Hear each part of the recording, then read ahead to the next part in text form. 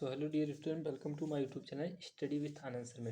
तो चलिए आज की वीडियो स्टार्ट करते हैं। जैसा कि आपके सामने हमने जनरल हिंदी का जो प्रैक्टिस सेट इस समय चल रहा है, कुछ ही दिन में आपको कंप्लीट उत्तर प्रदेश पुलिस का प्रैक्टिस सेट मिलेगा। आपको फुल्ली कंप्लीट मिलेगा, मैथ, रीजनिंग, हिंदी, जीएस सब उसमें इंक्लूड होगा। तो ध्यान दीजिएगा। चलिए हम पहले क्वेश्चन की तरफ स्टार्ट करते हैं। क्वेश्चन को रूबरू अच्छे से पढ़िएगा, क्योंकि आपके एग्जाम में सीधा सीधा क्वेश्चन छप सकते हैं।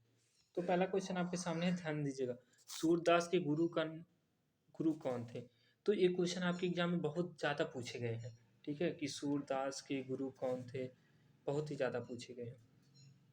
तो हम बात करते हैं सूरदास के गुरु। तो सूरदास के गुरु की बात करें तो याद रखिएगा, वल्लभाचार्य उनके गुरु थे। Option C the right answer. ठीक है, option C the right answer है। सूरदास के गुरु का नाम वल्लभाचार्य है। अभी हम बात करते हैं सूरदास की, जो 21 अध्याय के हैं ना कवियों में, ये सबसे आगे थे भक्ति काल की बात करें। ठीक है, और इनको वात्सल्य रस की बात करते हैं। याद रखिएगा, कौन सा? वात्सल्य रस का सम्राट कहा जाता है। ठीक है, क्या कहा जाता है इनको? वात्सल्य रस का सम्राट। ये याद रखिएगा, ये क्वेश्चन आपके एग्जाम में सीधा पूछा जा सकता है। वात्सल्य रस के सम्राट किसे कहा जाता है? तो याद रखिएगा, सूरदास को कहा जाता है। और यह वल्लभाचार्य जी के शिष्य थे, और इन्हीं की कहानी पर इन्होंने अन्य रचनाएं लिखी है। ठीक है, लेकिन यहाँ पे एक बात आती है सूरदास की, कि सूरदास को माना जाता है कि बचपन से ही अंधे थे। ऐसा मतलब अभी भी क्या है कि कंफर्म नहीं हुआ कि अंधे थे कि नहीं थे। ठीक है, बस इनका नाम सूरदास था, ऐसा माना जाता है। तो सी द राइट आंसर हो जाएगा। आगे चलते हैं क्वेश्चन नंबर नेक्स्ट पे। राइट आंसर आप लोग बताइएगा। कहता है कि छंद पढ़ते समय, जो हम लोग छंद पढ़ते हैं ना, छंद पढ़ते समय आने वाले विराम को क्या कहते हैं? छंद पढ़ते समय आने वाले विराम को क्या कहते हैं?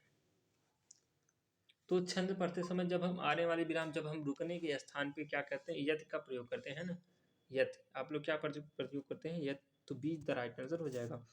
41 की बात करते हैं। कहता है विशेषण शब्द जिस संज्ञा या सर्वनाम की विशेषता बतलाते हैं उसे क्या कहते हैं? तो विशेषण की बात करें, याद रखिएगा, विशेषण सर्वनाम या संज्ञा की जिसे विशेषता बताता है उसे विशेष कहते हैं। मतलब जिसकी भी परिभाषा बताए विशेष। जैसे राम महान है। ठीक है, मैंने एक एग्जाम्पल ले लिया, राम महान है। यहाँ पे बात करते हैं जो महान है, ये देखिए क्या है, ये विशेषता बता रहा है राम की, कि राम कैसा है। यदि आप कहीं पे बीच में कैसा वर्ड का प्रयोग करते हैं, क्या कैसा, तो आपको विशेषण की उत्पत्ति होती है। ठीक है, और जो विशेष होता है, याद रखिएगा, वह संज्ञा सर्वनाम होता है। क्या होता है? संज्ञा सर्वनाम। तो यहाँ पे राम क्या हो जाएगा? विशेष हो जाएगा। बाकी महान क्या होगा? विशेषण होगा। तो इस प्रकार राइट आंसर क्या हो जाएगा? बी द राइट आंसर हो जाएगा। आगे 42 नंबर क्वेश्चन ध्यान दीजिएगा। प्राचीन शब्द विशेषण की किस प्रकार में आते हैं? तो प्राचीन जो है, प्राचीन शब्द है कि कैसा, किस विशेषण के अंतर्गत आता है? राइट आंसर आपको बताना है। हम बात करते हैं प्राचीन जो होता है गुणवाचक के अंतर्गत आता है। गुणवाचक के अंतर्गत क्या आते हैं जानते हैं? इनके अंतर्गत यदि आकार प्रकार की बात करें, गुण दोष की बात करें, गुण दोष की बात करें, है ना, और रंग रूप की बात करें, रंग रूप, अगर रंग रूप आपको गुण दोष ऐसा स्वभाव यदि कहीं पे बात आती है, तो याद रखिएगा वहाँ पे गुणवाचक विशेषण होता है। ठीक है, जैसे हम बात करते हैं कोई व्यक्ति चंचल है, तो चंचल इसका गुण है। ठीक है, बुद्धिमान है, ये क्या है? इसका गुण है ना। इस प्रकार ऐसे वर्ड हैं। और परिक्रमी है, समझदार है, समझदार है, आधुनिक है, ऐतिहासिक है। तो ऐसे ऐसे जहाँ पे भी वर्ड आते हैं, तो याद रखिएगा वहाँ गुणवाचक की बात की जा रही है। चलिए 43 नंबर क्वेश्चन पे ध्यान दीजिएगा। अभ्यास की बात करते हैं। अभ्यास का विशेषण रूप है, अभ्यास जो वर्ड है। ठीक है, विशेषण इसका पूछा गया है, अभ्यास का विशेषण। तो याद रखिएगा, अभ्यास का जो विशेषण होता है अभ्यासी होता है। क्या होता है? अभ्यासी। बी द राइट आंसर हो जाएगा। ठीक है, आगे चलते हैं। तो इस प्रकार आप अच्छे से क्वेश्चन की प्रैक्टिस करेंगे तो आप आराम से क्वेश्चन को कर पाएंगे। अगला क्वेश्चन कहता है द्रौपदी का चूर का अर्थ है। द्रौपदी का चूर का सॉरी गलती से निकले, चीर है। तो द्रौपदी का चीर मतलब जानते हैं कि ऐसा कि जो कभी समाप्त ना होता, उसके लिए हम कहते हैं द्रौपदी का चीर। जैसे द्रौपदी का जब चीर हो रहा था, श्री कृष्ण जी आशीर्वाद जब देते हैं, तो क्या होता है कि वह वैसे ही रह जाता है, उनकी जो पल्लू है कभी खत्म ही नहीं होती। तो इस प्रकार इसे कहते हैं द्रौपदी का चीर। मतलब क्या? कभी समाप्त ना होना, नारी का अपमान करना ये सब नहीं है, शर्मनाक कार्य करना, सुंदर स्त्री, इससे कोई मतलब नहीं है। तो याद रखिएगा राइट आंसर क्या होगा? कभी समाप्त ना होना। अभी देखिए, अभी हमने जस्ट अभी आपको बता रहा हूँ, कूप मंडूक होना इंपॉर्टेंट है, आप लोगों के लिए याद रखिएगा। कूप मंडूक होना मतलब क्या है कि यदि कहीं पे कोई दायरे में है ना, कूप मतलब कुएं में, कुएं में यदि कोई मंडूक है मतलब मेढक है, तो कुएं की बात डालेगा, बाहर कहाँ उसको पता चलेगा। तो इसके कहने का तात्पर्य यह है कि सीमित ज्ञान या सीमित अनुभव का होना, मतलब कुएं भर में ज्ञान रह जाना, उसके बाहर का ज्ञान उसके अंतर्गत नहीं आता उसके अंदर, इसलिए कहते हैं सीमित ज्ञान या सीमित अनुभव का होना, मतलब कूप मंडूक। ठीक, डी द राइट आंसर हो जाएगा। चलिए नेक्स्ट पे चलते हैं, और नेक्स्ट को ध्यान दीजिएगा। आपको कहता है इस प्रश्न के वाक्य के पहले और अंतिम भाग को क्रमशः 1 और 6 की संख्या में दी गई है, बीच में आने वाले अंश को 4 भागों में बांटकर या र ल व संख्या दी गई है। यह 4 उचित क्रम में नहीं है, इन चारों को उचित क्रम में लगाइए ताकि एक शुद्ध वाक्य का निर्माण हो। चलिए, आपको इनको एक शुद्ध वाक्य बनाना है, तो ध्यान दीजिएगा।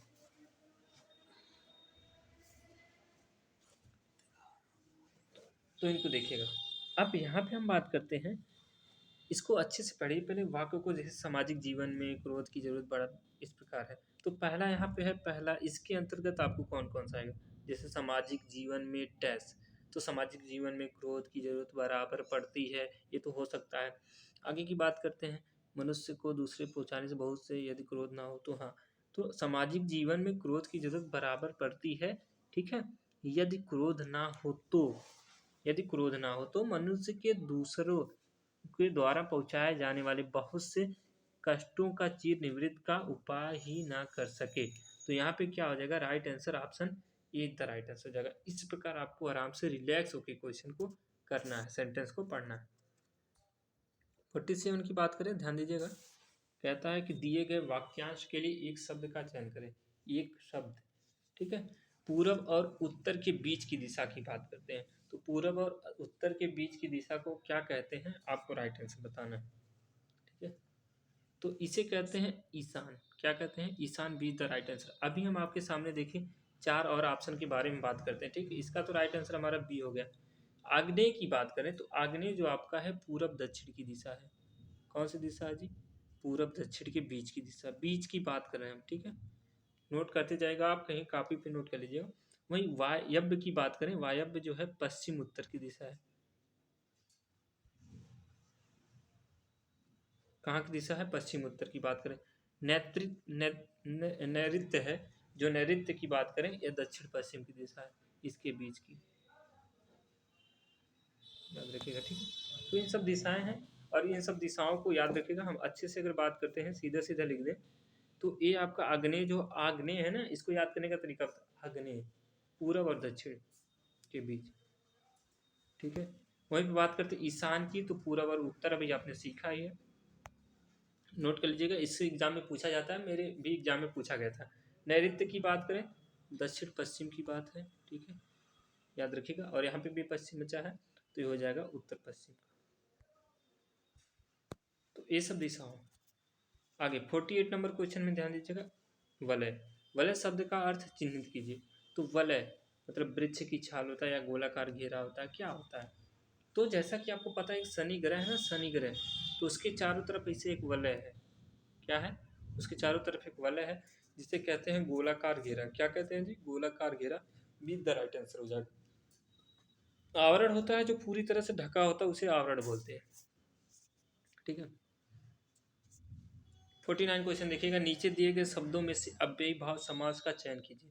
अव्ययी भाव समास क्या होता है, अव्ययी भाव समास की बात करते हैं, जिसमें हमने आपको चर्चा की थी बीच में पिछली वीडियो में, जिसका प्रथम पद अव्यय होता है उसे अव्ययी भाव समास कहते हैं। ठीक है, जैसे यहाँ पे आपको हम सीधा सीधा बता दें, आजीवन। क्या है जी, आजीवन।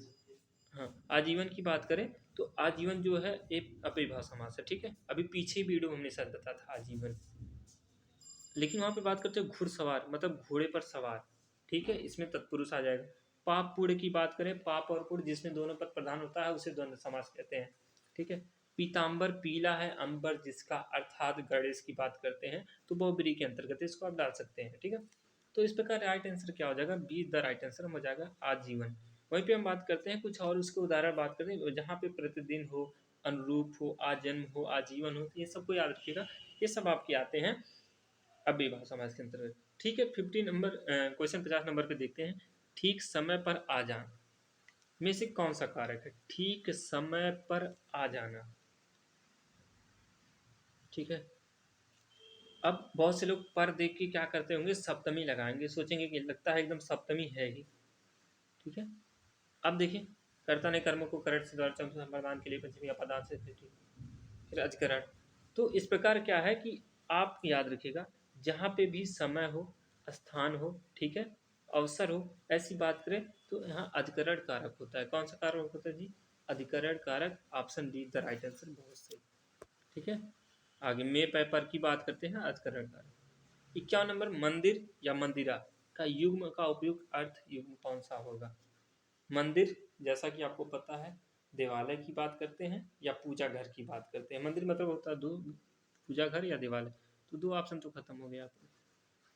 पुजारी, पुजारी को मंदिरा नहीं कहते हैं। मंदिरा मतलब होता है अश्वशाला, मतलब वहाँ घोड़ अस्तबल जिसे बोलते हैं ना, घोड़े को जहाँ रखा जाता है, जहाँ पे घोड़े रहते हैं, उसे अश्वशाला मतलब मंदिरा कहा जाता है। तो डी द राइट आंसर यहाँ से हो जाएगा, पुजारी नहीं होगा। क्या होगा?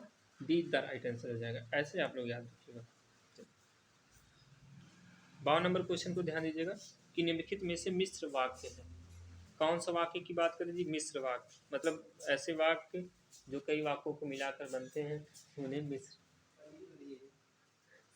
मिश्र वाक्य कहते हैं। ठीक है, तो जैसे जिसमें एक पद, एक प्रधान उपवाक हो, दूसरा आश्रित हो। ठीक है, जैसे जहाँ पे अभी आपको सुनिए, इसका रूल है, मैं आपको बता रहा हूँ। मिश्र वाक्य जहाँ पे आपको मिल जाए जब तक, ठीक है, क्या मिल जाए? जब तक, और वहाँ पे मिल जाए जहाँ वहाँ, कहाँ मिल जाए? जहाँ वहाँ। ठीक है, ऐसे ऐसे वर्डों यदि आपको मिलते हो तो याद रखिएगा वहाँ पे मिश्र वाक्य होता है। अगर, ठीक है, क्या मिल जाए? अगर, तो, ये सब अगर वाक्य मिल जाए तो वहाँ पे मिश्र वाक्य होता है। तो यहाँ पे आपको बताना है कि मिश्र वाक्य क्या होगा। तो मिश्र वाक्य की बात करें, जैसे ज्यों ही वह घर से निकला वर्षा होने लगी, ज्यों की बात करें तो D is the right answer. चलिए आगे की बात करते हैं। 53 नंबर क्वेश्चन, अगर आपको थोड़ा सा भी आवाज़ आ रही होगी बाहर से तो याद रखिएगा वो हमारे यहाँ बारिश हो रही है, तो उसकी आवाज़। ठीक है सर, आगे चलिए। यहाँ पे एक आपको वाक्य दिया गया है, काव्यांश को पढ़कर निम्नलिखित प्रश्न, आज बरसों बाद उठी इच्छा, ऐसे आपको वाक्य दिया गया है। तो इस वाक्य को हम अच्छे से छोड़ रहे, हम आगे चलते हैं। कवि के बारे में बात की है तो इसको कब देख लीजिएगा। ठीक है, 57 नंबर क्वेश्चन, रिक्त स्थान हेतु विकल्पों में उचित विकल्प चयन कीजिए। जैसे रामू की डैश केवल इसलिए हुई क्योंकि राजीव उसकी डैश ना। ठीक है, अब यहाँ पे हम बात करते हैं कि रामू की, अब आप क्या करेंगे रामू की? चलिए तो ध्यान दीजिएगा, बात करते हैं रामू की डैश केवल इस, तो रामू की, अब यहाँ से आपको माइंड लगाना है क्या हो सकता है। ठीक है, माइंड लगाना है क्या हो सकता है। तो याद रखिएगा रामू की उपेक्षा, उपेक्षा मतलब होती है बुराई। ठीक है, क्योंकि राजू की अपेक्षा अधिक, उपेक्षा मतलब होता है बुराई नहीं, अपेक्षा, अपेक्षा मतलब तुलना होती है, उपेक्षा मतलब किसी के प्रति कोई चीज़ की जाती है। तो रामू की उपेक्षा केवल इसलिए हुई क्योंकि राजीव उसकी अपेक्षा अधिक बुद्धिमान है। ठीक है, तो उपेक्षा ही मतलब बुराई की बात करते हैं। चलिए 58 नंबर क्वेश्चन देखिए, निम्न पंक्ति में सही अलंकार का चयन कीजिए। तो सही अलंकार की बात करें, जैसे पानी बिच मीन प्यासी, मोहि सुन सुन आवे हासी। तो 58 नंबर क्वेश्चन में देखिए, तो यहाँ पे क्या हुआ कि जो कारण रहते हुए भी, यहाँ पे जैसे इन्होंने कहा कि पानी बिच मीन प्यासी, मतलब पानी में जो मीन है, मीन मतलब मछली, पानी में रहते हुए भी प्यासी है। मोही सुन सुन आवे हंसी, इसको सुन सुन के मुझे हंसी आ रही कि वो पानी में भी है उसके बाद भी प्यासी है। तो अब यहाँ पे आपको बताना है कि यहाँ पे कौन सा अलंकार आपका होगा। तो यहाँ पे बात करते हैं विशेष युक्ति अलंकार, क्यों? क्योंकि कारण रहते हुए भी कार्य का ना होना पाया जाए। ठीक है, जैसे कारण है उसके बाद भी कार्य का ना होना पाया जाए तो वहाँ पे विशेष युक्ति अलंकार होता है। तो B C the right answer हो जाएगा। चलिए अब हम बात करते हैं 59 नंबर, निम्नलिखित विकल्पों में से किस विकल्प में सभी शब्द व्यक्तिवाचक संज्ञाएं। तो व्यक्तिवाचक संज्ञा की बात करें तो व्यक्तिवाचक संज्ञा के अंतर्गत ध्यान दीजिएगा कि जिसमें स्थान और व्यक्ति या वस्तु की सीधा सीधा वर्णन की जाए तो वहाँ पे हम बात करते हैं व्यक्तिवाचक संज्ञा की। जैसे राम है, रामचरितमानस से गंगा, गंगा है तो ये राइट आंसर हो जाएगा पहला। बुढ़ापा यहाँ पे विशेषण, मिठास भी यहाँ पे संज्ञा के अंतर्गत आते हैं, लेकिन इसको क्या है कि भाववाचक के अंतर्गत रखते हैं, ठीक है, तो याद रखिएगा। आगे वकील जो है ये आपका समूहवाचक के अंतर्गत आ जाएगा। फिर कहता है निम्नलिखित में से, या जातिवाचक के अंतर्गत आ जाएगा, निम्नलिखित में क्या गंगा का पर्यायवाची नहीं। इंपॉर्टेंट क्वेश्चन आपको बात करते हैं गंगा, गंगा का जो पर्यायवाची नहीं है, तो गंगा का पर्यायवाची यहाँ पे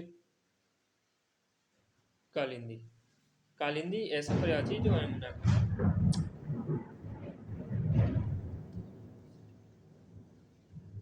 सही बात, ठीक है।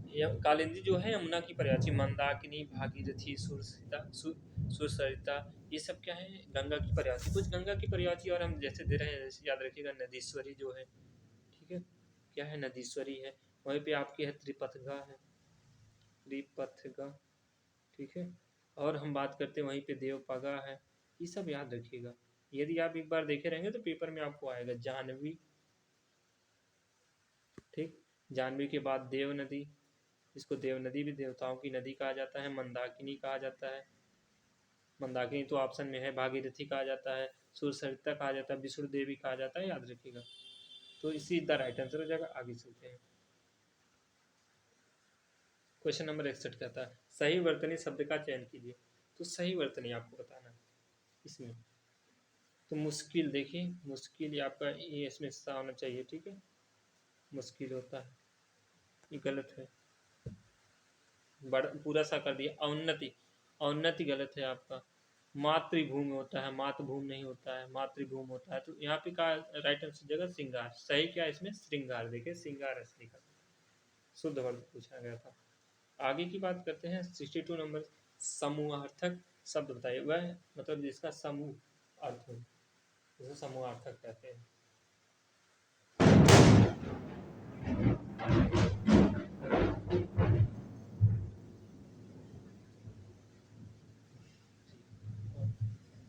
समूहार्थक की बात करते हैं, जैसे कि यहाँ पे क्या है पुरुष, स्त्री, मनुष्य, ये सब समूह नहीं, भीड़ की बात करें तो ये समूहार्थक है।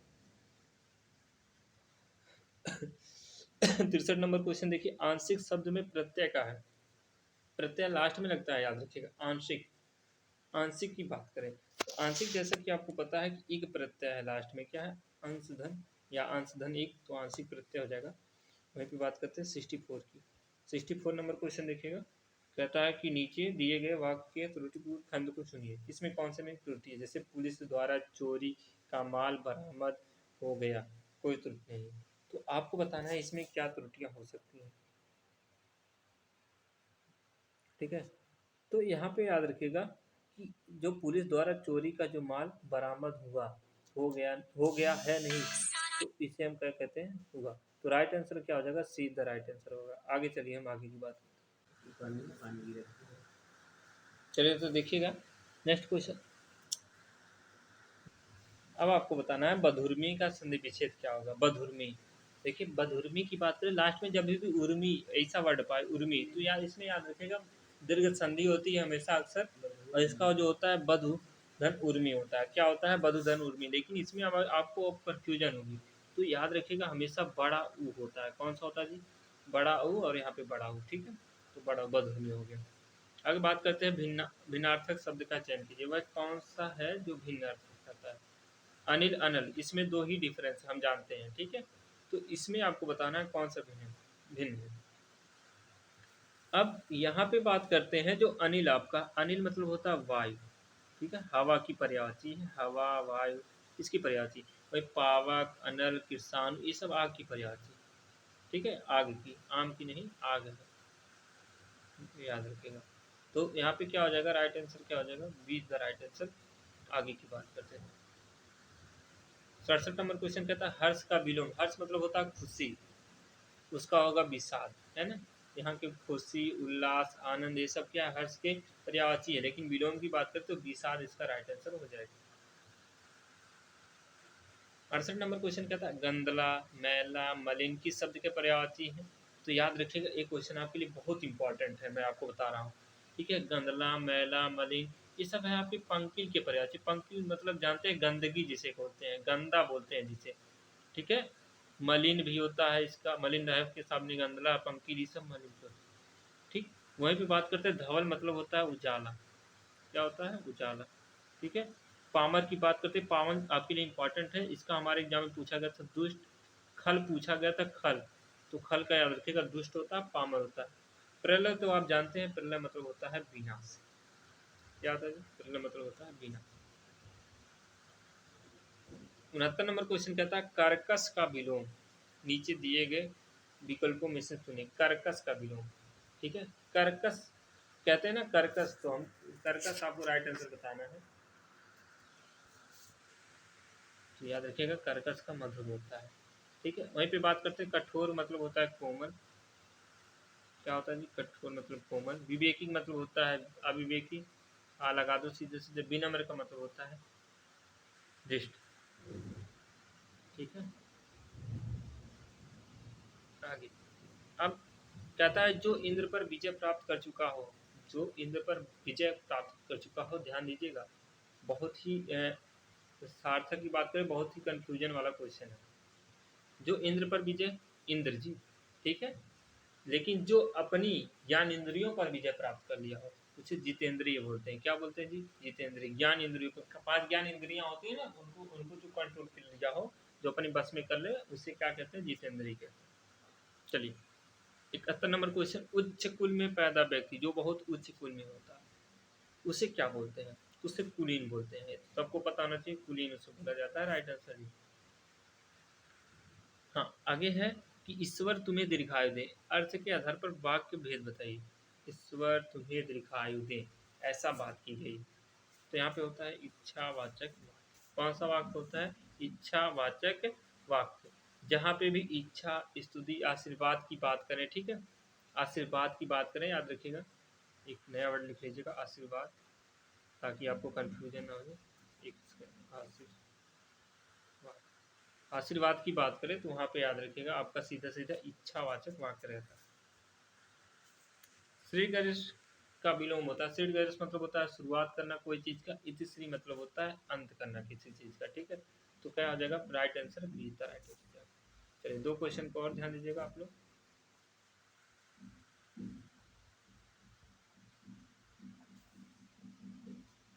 कहता है कि फूल का पर्यायवाची नहीं है, तो इस पे बताना आपको फूल का पर्यायवाची कौन नहीं है। जैसा कि आपको दिख रहा होगा, सी द राइट आंसर तनुजा, क्योंकि यह बेटी का पर्यायवाची है, ठीक है। वहीं पे सुमन, पुष्प, कुसुम, ये सब फूल के पर्यायवाची हैं, याद रखिएगा। और प्रसून पूछा गया आपके एग्जाम में, जो प्रसून पूछा जाता है, क्योंकि ऑप्शन में नहीं था इसलिए हमने दे दी।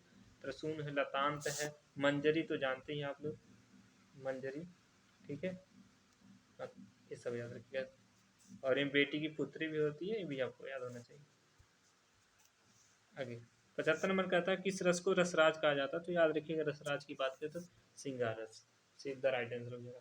यदि आपको वीडियो अच्छा लगा तो वीडियो को लाइक कर दीजिएगा और चैनल को सब्सक्राइब कर लीजिएगा। मिलते हैं नेक्स्ट वीडियो, तब तक के लिए जय हिंद, वंदे मातरम, ऐसे लगे रहिएगा, मेहनत करते रहिएगा, सिलेक्शन जरूर होगा आपका।